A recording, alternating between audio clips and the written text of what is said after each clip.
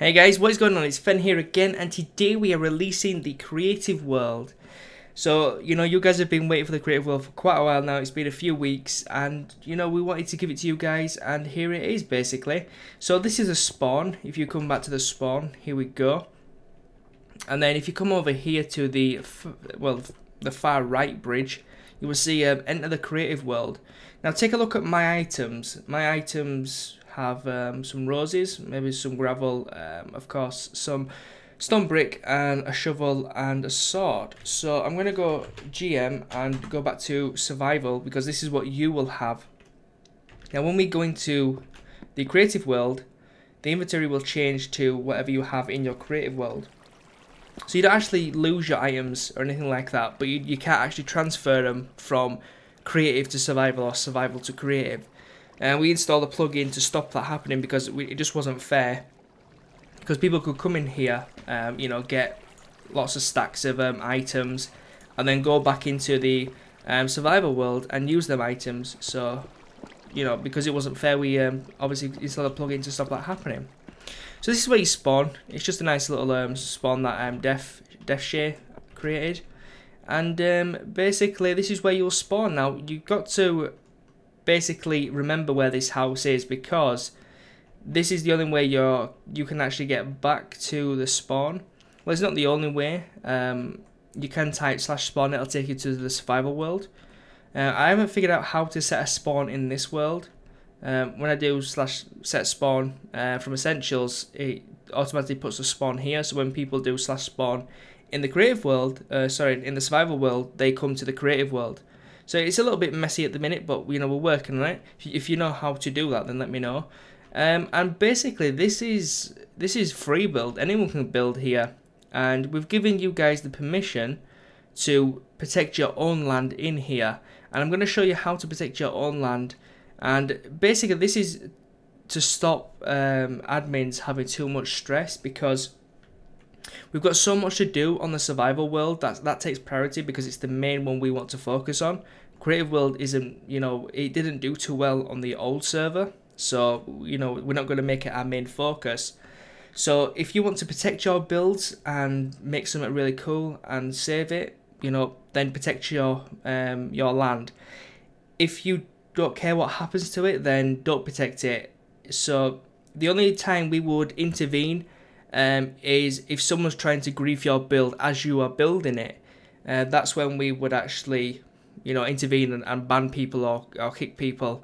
But I do suggest before you start, plot out a land for your build. Get the dimensions of it, and then protect it, and then start building. That way, no one can actually, if you go AFK, no one can come and actually destroy it, because we won't be coming in and using log block to track who's destroyed blocks. This is all at your own risk. You can come in and build whatever you want, but you've got the tools to protect it, so you protect it. And that's what we are going for, and that's what it should be. So I'm going to give you an example of how to protect your land. So I want to build here. Okay, so I'm going to plot out a land. I want to build from here. Now this works in a cuboid fashion. So if you can imagine a cuboid coming out here and down here. So I'm going to maybe name it to here. So if you can imagine these two being connected up from here to here to here, obviously in a straight line, and then from here to here to here. So it's basically forming a cuboid, but you only have to select two positions, one at each corner, because it will automatically fill in the other corners for you. So what I'm going to do is I'm going to go down here. Now the way to select your tools to use this is it's a wooden shovel and a wooden sword. The wooden shovel acts like the world guard axe, where you can select regions, and the sword actually lets you know if anything's being protected here or not. So I'm going to select my first position here. As you can see, it says first position set. My second position will be here, which is my right click. Left click is your first, right click is your second. And then now we have them 2 points selected, we are good to go. So I want to bring up the command, which is /zmod. This will bring you up all the information you need, and it's nice to name it something that admins can help out with later on. So the way we would like you to protect or name your protection areas is with C colon. This is basically representing creative world. So the way you would do it is you would do /zmod create C colon and then whatever you want to name your protection. So I'm just going to name this potty.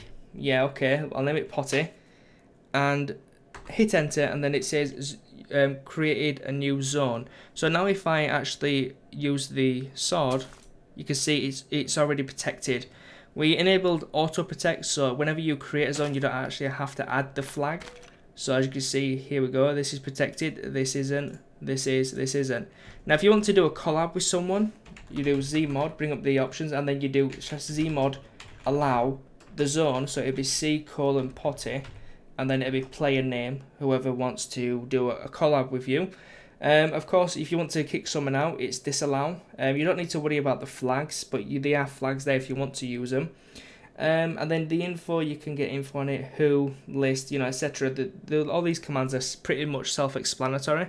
Now, the other one you will need to use is expand. So what we're going to do is we're going to /zmod expand, and then the name C colon potty, and then we're going to say, let's say 10 and then up. Now I'm actually gonna do that because I want to show you an example. So if I do this and right click with my sword, that isn't actually protected because we only protected the bottom layer of where these are. So that is protected, but that isn't. That's why you have to expand it either vertically or down. It doesn't really matter which way you go, it depends which way you're building, of course. If you want to, you can't expand the radius of your protection, so you can't expand it horizontal, you know, left, right, you can't do that. So if you want to protect it, you will have to delete your current protection and then create a new protection. So what I'm going to do is I'm going to put that on again. Actually, I'll paste it in. Now, as you can see, expand C potty up. So now if I do it, you can see it's protected, and then if I go up a few more and then do it again, you can see it's still protected. It's protected from this first block up 10. So that is very cool, and that is pretty much how you protect your builds. Everyone who comes on creative can actually use these commands. If you've got any problem with people protecting your builds, then of course contact an admin. We can delete them. And that's pretty much it. So, I mean, the creative server is pretty self-explanatory. You can do what you want. Of course, TNT and fire, all that stuff is still disabled. Because, of course, we don't want people to ruin the world and ruin other people's builds in case they're making something really cool. And then people put lava around it. And obviously, that's not the theme. So, we want to kind of, you know, protect that. And that's really it, guys. So I hope you enjoy the creative server. Just remember that admins will not be doing anything per se on this server. It's pretty much just creative where you can go in and build. It's just going to be put at the back so we can concentrate on the PvP server, because the PvP server is going to be a mammoth task and it's going to need a lot of managing just as much as the survival server needs managing. So I'll be looking out for some more mods for these specific servers. If you've got any experience being a mod, and if you're mature enough, you know, send me a PM, and then we can talk about it. Because obviously I've got to trust you before I give anyone, you know, moderator that can kick ban people, you know, that can spawn items and all that kind of stuff. So, you know, there does have to be a degree of trust there, and of course, the other way you're going to gain my trust is if you play on the server. So guys, thank you very much for watching this episode. Please thumbs it up, and if you've got any questions, suggestions, please leave them on the forums or in a comment on this video, and I will catch you in the next video. Cheers guys, peace.